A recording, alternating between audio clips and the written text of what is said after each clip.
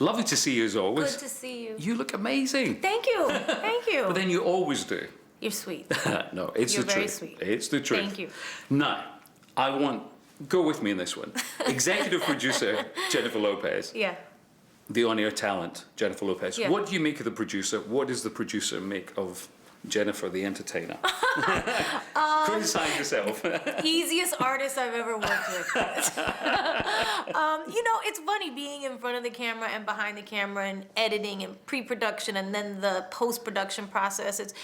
It's fun. We started this, it wasn't about making a documentary, it was about, you know, kind of just documenting it for myself. It was my first world tour. Just let's film it so we have it.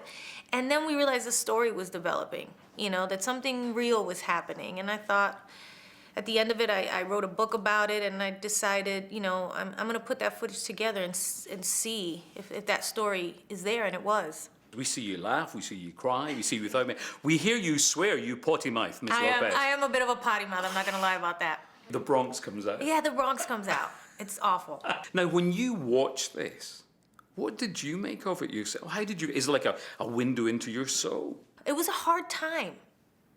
And to decide to go on tour really came from the fact that I was in a lot of pain at the time. I just needed something else to focus on. It really held up a mirror to who I was and who I'd been and who I was becoming and what I was learning because of the fact that I went through probably the hardest time of my life. I think going through a divorce with kids is one of the hardest things ever.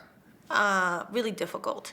The loss of that dream. And so to find a new dream, to pick yourself back up, to dance again, you know, became the message that I wanted to share, but also that I needed to live.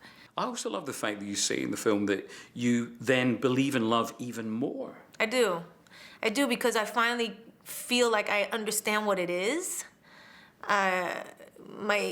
My kids help me with that, you know, because of how I love them. And we're like, oh, this is what true unconditional love feels like. Oh, okay, now I get it. And all of those things that happened during that time helped me realize that, you know, I won't compromise. I think a lot of people will be very surprised by the movie because you do see a lot of things bare, and even your insecurities. I couldn't believe that you were insecure about your own voice. Oh, yeah.